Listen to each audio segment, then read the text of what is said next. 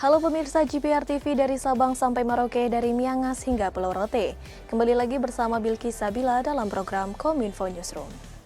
Halo pemirsa GPR TV dari Sabang sampai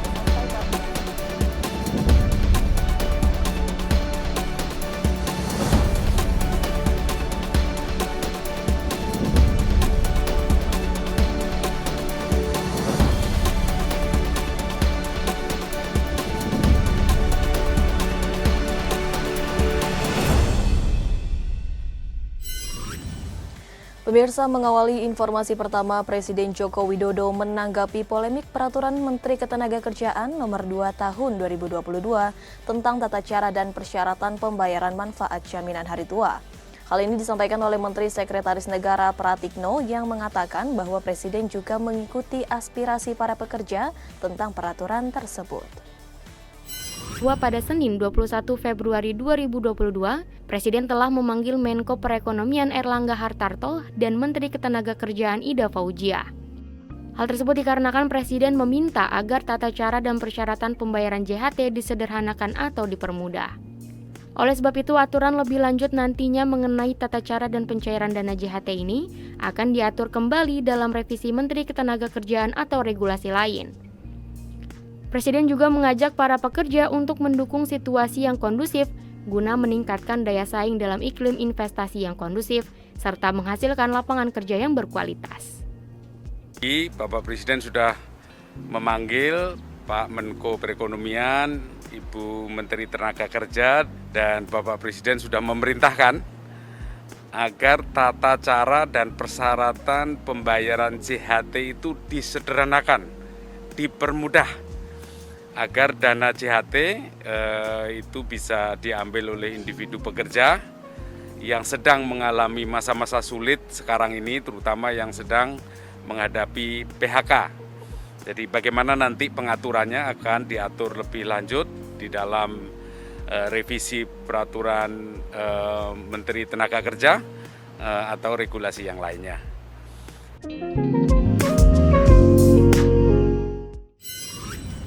Menteri Ketenagakerjaan Ida Fauzia juga memastikan akan segera merevisi aturan pelaksana program jaminan hari tua.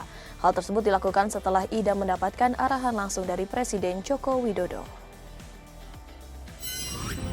Sesuai arahan Presiden Joko Widodo, Kementerian Ketenagakerjaan menyatakan akan merevisi aturan pelaksana program jaminan hari tua. Hal ini ditegaskan langsung oleh Menteri Ketenagakerjaan Ida Fauzia melalui siaran pers Biro Humas Kemenaker. Menurutnya, setelah Permenaker Nomor 2 Tahun 2022 disosialisasikan, pemerintah memahami keberatan yang muncul dari para pekerja atau buruh. Oleh karenanya, Bapak Presiden memberikan arahan dan petunjuk untuk menyederhanakan aturan tentang JHT, sehingga keberadaan JHT bisa bermanfaat untuk membantu pekerja atau buruh yang terdampak, khususnya mereka yang ter-PHK di masa pandemi ini.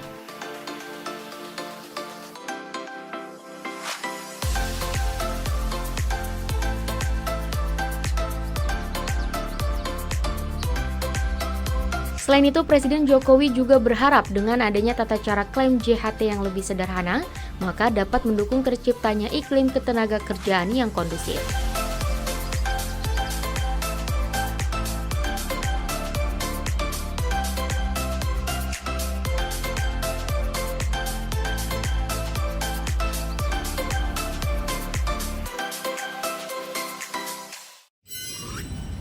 Ombudsman Republik Indonesia yang bertugas mengawasi pelayanan publik mengajak masyarakat untuk berpartisipasi, menyampaikan aduan penyelenggaraan pelayanan publik yang rentan terjadi maladministrasi.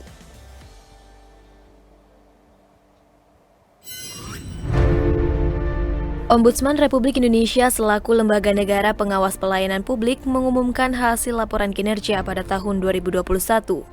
Dalam laporan itu, aduan masyarakat terbanyak ialah persoalan agraria atau pertanahan, kepegawaian, kepolisian, kependidikan, dan pedesaan dengan jumlah keseluruhan sebanyak 18.000 laporan. Melangkah ke tahun 2022, Ombudsman Republik Indonesia akan berupaya untuk menguatkan perannya sebagai lembaga pengawas pelayanan publik terutama masyarakat wilayah 3T, terdepan, terluar, tertinggal. Dengan memperbanyak koordinasi dengan pemerintah daerah dan melakukan sosialisasi melalui perwakilan, diharapkan masyarakat luas mengetahui dan berpartisipasi menyampaikan aduan penyelenggaraan pelayanan publik. Selain itu, Ombudsman akan meningkatkan kualitas penilaian kepatuhan penyelenggaraan publik melalui survei kepatuhan. Ombudsman juga berharap publik lebih memahami standar pelayanan sehingga dapat menjadi dasar masyarakat untuk menyampaikan pengaduan jika menemukan pelayanan publik yang kurang baik ataupun maladministrasi kepada Ombudsman. Dengan pengawasan yang kuat, diharapkan masyarakat dapat menerima kualitas pelayanan publik yang baik dan berkualitas. Dan kita berharap bahwa di tahun 2022 ini pendekatan-pendekatan yang akan dilakukan oleh Ombudsman semakin membuat masyarakat kemudian lebih mengenal Ombudsman, dan aktivitas-aktivitas yang diselenggarakan oleh Ombudsman itu kemudian menjadikan Ombudsman lebih dekat kepada masyarakat, sehingga kualitas pelayanan publik juga ikut semakin meningkat. Presiden Joko Widodo menghadiri sidang istimewa laporan tahunan Mahkamah Agung Republik Indonesia tahun 2021 secara virtual pada Selasa 22 Februari 2022.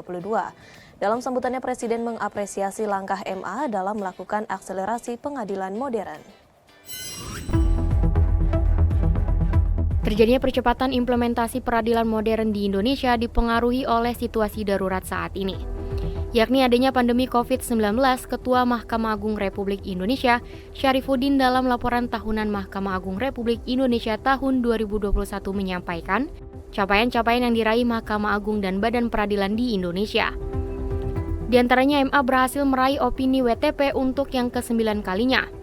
Capaian tersebut juga diikuti oleh keberhasilan MA dalam menyelesaikan 100% tindak lanjut rekomendasi hasil pemeriksaan BPK. Capaian yang telah diraih oleh MA tersebut menunjukkan bahwa MA serius dalam menjalankan prinsip akuntansi yang transparan dan akuntabel. Dalam pengelolaan keuangan negara, Ketua Mahkamah Agung juga menyampaikan bahwa nantinya MA akan terus berusaha untuk mewujudkan Badan Peradilan Indonesia yang agung melalui modernisasi peradilan. Presiden Joko Widodo juga memberikan apresiasi kepada MA yang telah mengakselerasi pembangunan pengadilan modern, mentransformasi dari sistem peradilan konvensional ke sistem peradilan yang lebih modern untuk mempercepat transformasi hukum di Indonesia. Tahun 2021 merupakan tahun akselerasi bagi perwujudan peradilan modern melalui pemenuhan sarana IT dan sumber daya manusia.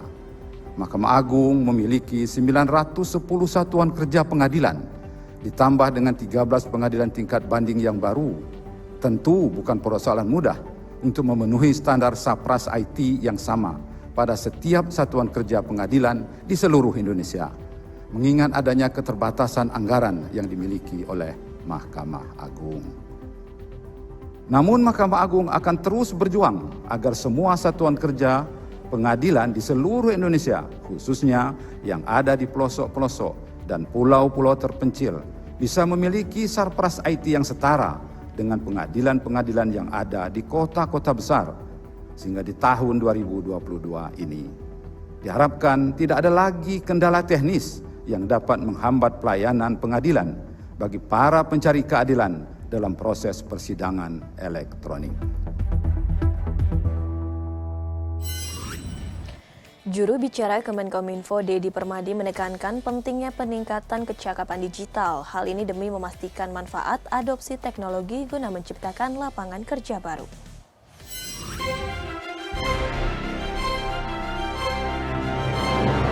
Forum Digital Economy Working Group dalam presidensi G20 Indonesia menjadi momentum menunjukkan kepemimpinan Indonesia dalam mendorong pengembangan sumber daya manusia bidang digital.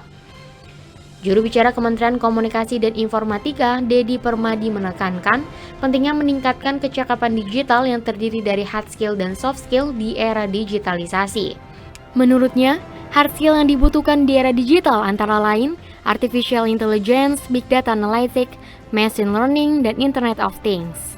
Sementara soft skill mencakup complex problem solving, critical thinking, creativity, dan communication yang bisa dirangkum menggunakan istilah 4C. Oleh sebab itu, pihaknya menyatakan saat ini pemerintah mendorong kerjasama berbagai stakeholders di tingkat nasional maupun global dengan negara G20 untuk menyiapkan SDM dalam era transformasi digital.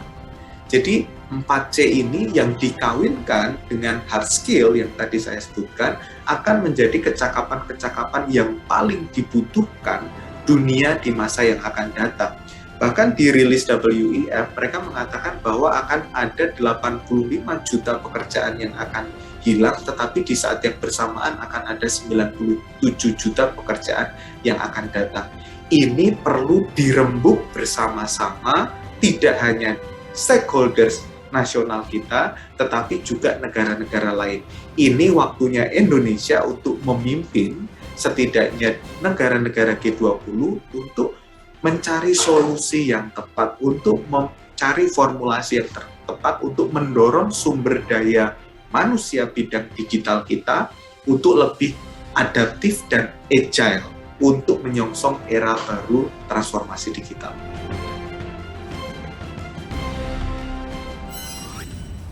Sementara itu pemirsa, Kepala Badan Nasional Penanggulangan Teroris Komjen Pol Boy Rafli Amar melakukan monitoring terkait penanganan foreign terrorist fighters bersama dengan audiensi Dubes Iran. Boy mengatakan penyalahgunaan narasi agama dalam aksi terorisme dan radikalisme melalui ruang digital dapat terjadi di mana saja.